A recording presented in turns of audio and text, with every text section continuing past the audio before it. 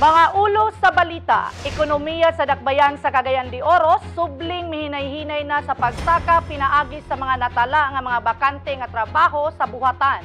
Libuan ka mga nangita sa disenteng trabaho nahatagan og serbisyo sa Peso Cagayan de Oro. Peso Employment Information System, CONPACE, dakong tabang para sa nagkalain-laing programa sa buhatan. Pagpasiugda sa job fair, dakong tabang para sa mga kauban nato nga establishmento. Jobs Next Cagayan de Oro, bag-ong programa sa Peso CDO, ubos sa pakipagtimbayayong sa USA. Mga barangay gihatagan sa Basic Employment Service Training, CONBEST, sa buhatan sa Dole Cagayan de Oro Field Office o OWA Region 10. Programang tupad og dilip sa Dole 10 walay hunong sa paghatag sa LGU Cagayan de Oro pinaagi sa atong buhatan. Job Start Philippines, ikawalong hugda na sa implementasyon. 80 ka Dole Peso Government Internship Program kon GIP giapod-apod sa 80 ka barangay. Mga estudyante sa tulunghaan sa junior ug senior high school, graduating college student ug ALS, sentro sa Career and Employment Coaching.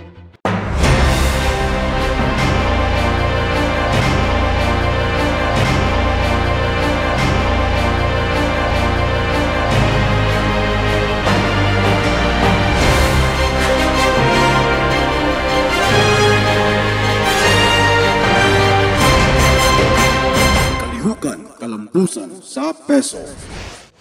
Maayong buntag Cagayan de Oro, maayong buntag City Hall, alayon sa pagpakayab sa nasudnong bandila karong adlaw, mao kini ang kalihukan kalampusan sa Peso bulan sa Enero taman Hunyo.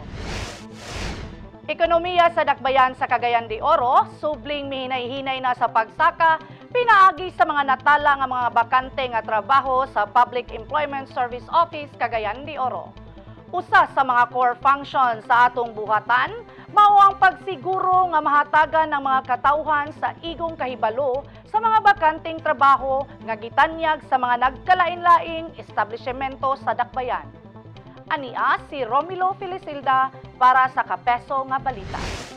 Ang labor market information naghatag og kasaligan og malungtarong mga serbisyo sa pagpadali sa panarbaho nga makatampo sa paghupay sa kakabos og paglambo sa ekonomiya.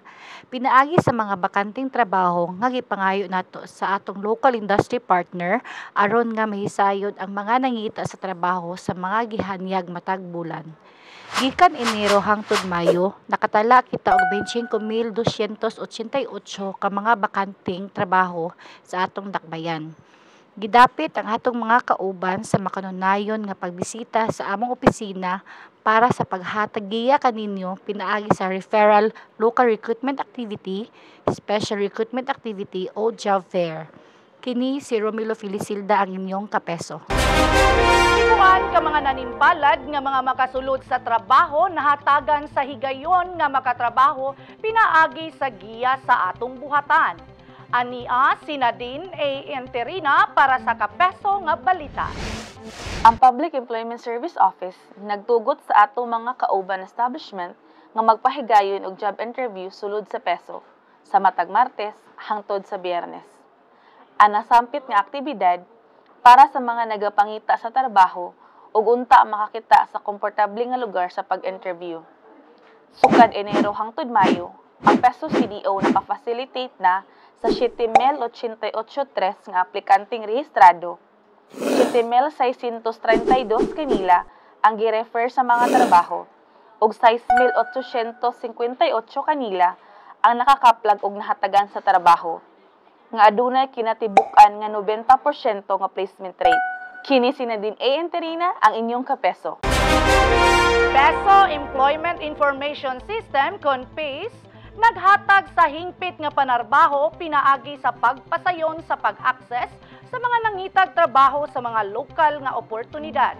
Pinaagi sa pagpauswag sa estratehiya, pagtuki sa labor market ug paghatag og teknikal nga tabang sa mga regional nga tigpatuman sa pagsuporta sa mga operasyon sa serbisyo sa pagpanarbaho. Ania si Robel A. Dailo para sa Kapeso nga balita. Ang Peso Employment Information System mao ang gipauswag nga bersyon sa Skills Registry System. Kini usa ka database sa aktibong manpower supply nga adunay mga profile sa tanang mga tawo ug mga amo nga nirehistro ubos sa MSRP. Nagpakita kini og impormasyon sa mga kwalifikasyon ug kahanas sa mga aplikante ingon man ang bakanting trabaho nga gipost sa mga amo. Kini nga rehistro gipadayon og gi-update sa Peso CDO. Kini ang Peso CDO's Employment Facilitation Machinery nga naglangkob sa tanang nangitag trabaho ng mga residente sa Cagayan de Oro.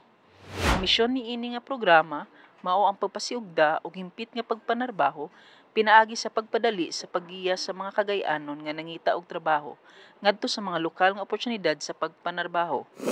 Sugod Enero hangtod Hunyo 2023, mitala na sa 15,171 ang mga anaa sa sistema na nirehistro na interesado sa papangita og trabaho. Kini si Robil Dailo ang inyong kapeso. Pagpasiugda sa job fair, dakong tabang sa mga employer o mga nangita og trabaho. Ang job fair usa ka recruiting event diin ang mga employer o ang mga aplikante magkatagbo pinaagi sa programa.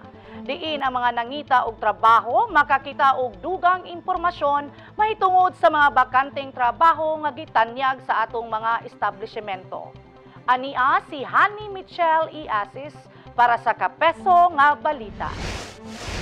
Ang job fair usa ka kalihukan diin ang daghang recruiters, hiring managers ug employers mahimong makigtagbo sa mga potensyal nga mamahimong empleyado sa usa ka kombenyente, neutral nga lugar sama sa eskwelahan o kolehiyo, barangay ug private establishment. Kini gihimo ug gipasigdahan sa Peso CDO matag bulan. Ang mosunod nga kalihukan nakatabang sa daghang mga kompanya nga makadaginot sa ilang oras ug paningkamot sa pag-recruit pinaagi sa pag-apil niini nga mga kalihukan nga usa sa mga punuan nga programa sa administrasyon. Sukad Enero hangtod Mayo, ang Peso CDO nagpahigayon og 5 ka job fair nga usan niini ang highlight mao ang Women's Month Job Fair.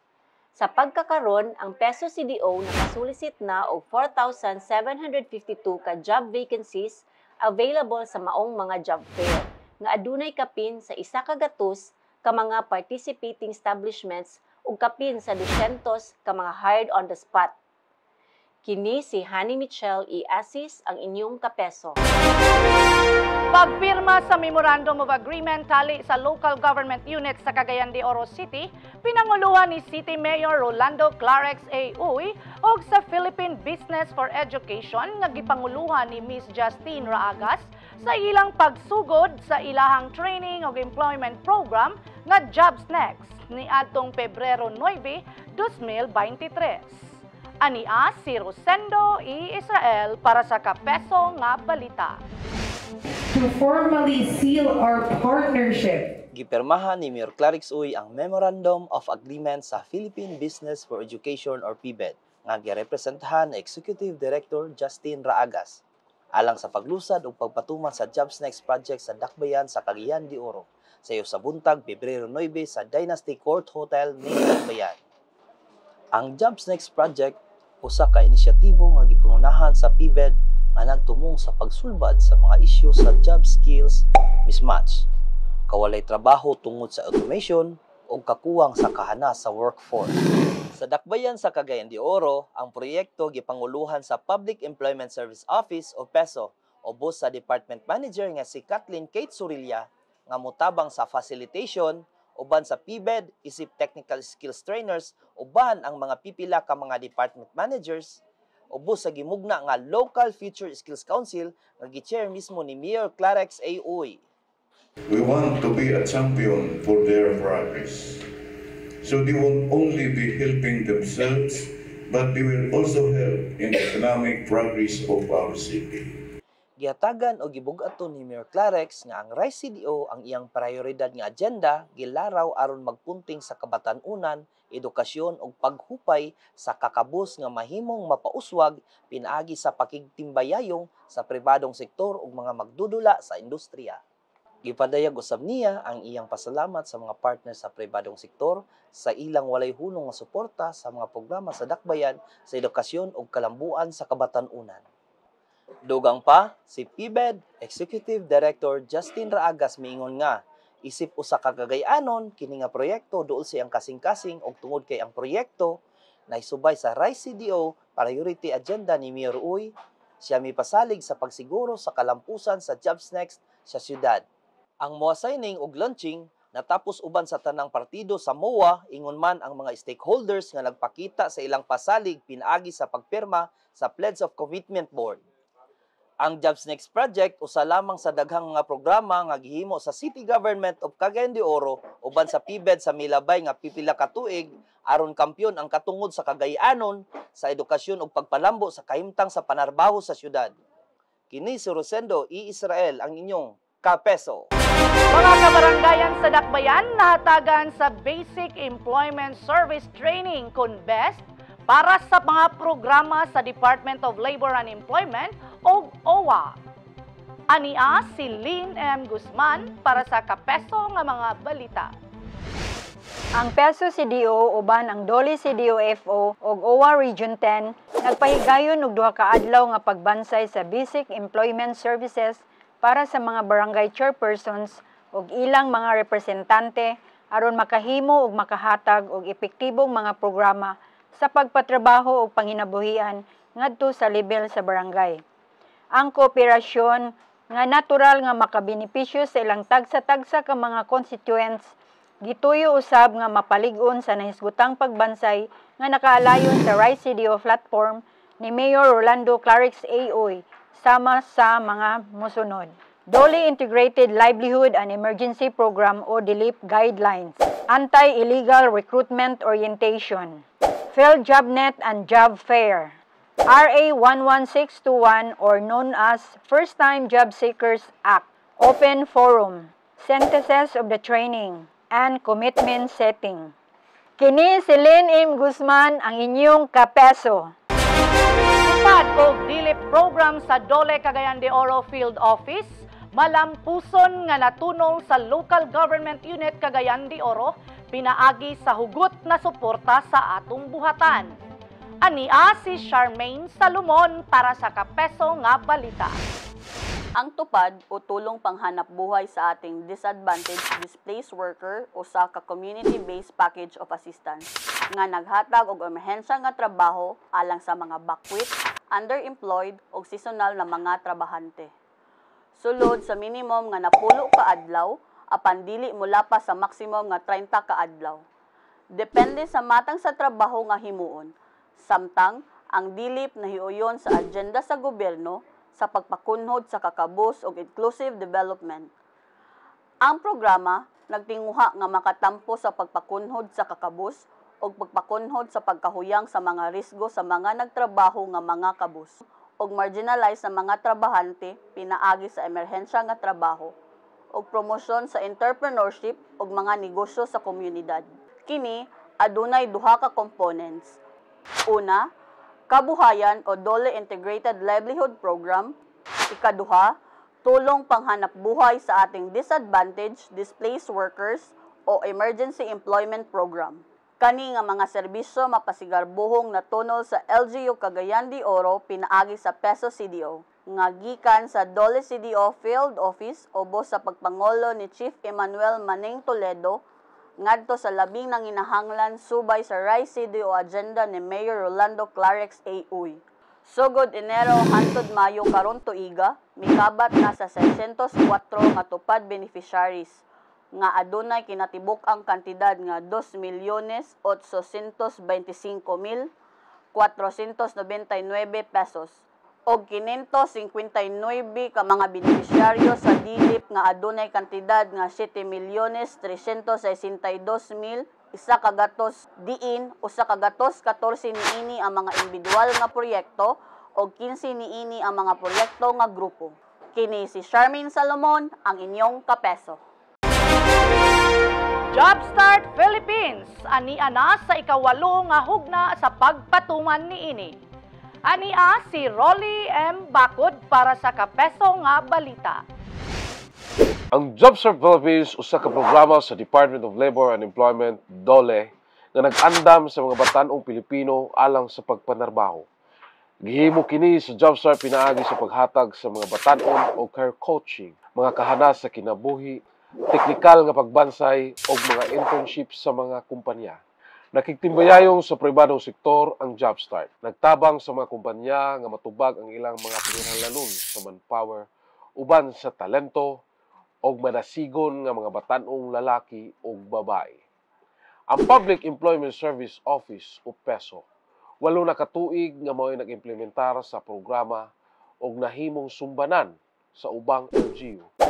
Ang JobStart nagapokus sa mga kabatanunan nga nahisulod sa NET, not education, not in employment, not in training.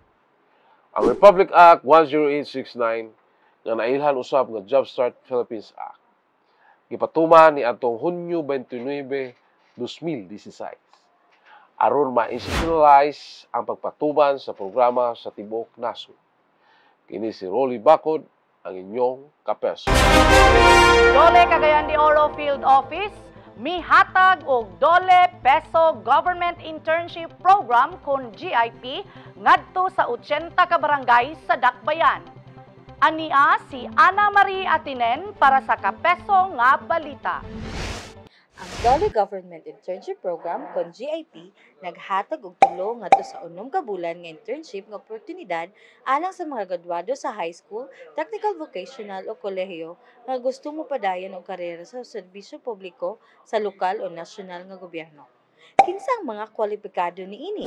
Mga individual nga 18 hangtod 30 anyos gawas sa lugar nga naigyo sa katalagman o kalamidad natural man o hinimo sa tao.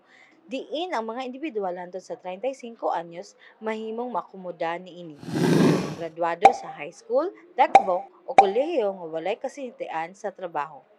Mapasalamaton ang Dakbayan sa Cagayan de Oro sa 80 ka mga GIP nga gihatag sa Dole Cagayan de Oro Field Office nga kasamtangang anaa sa mga 80 ka barangay sa syudad para sa pag-assist sa employment facilitation sa ilang barangay. Sila ang nagsilbing Barangay Employment Assistant Desk, KONBID, na kasamtangan na sad nga gilihok sa matag barangay para suportan nila sa RISE CDO platform sa administrasyon ni Mayor Rolando Clarix A. Uy. Kini si Ana Atinen, Dole Peso GIP, ang inyong kapeso. Update! Ubay-ubay na ka mga nahatagan sa batakang serbisyo ubos sa People's Day celebration.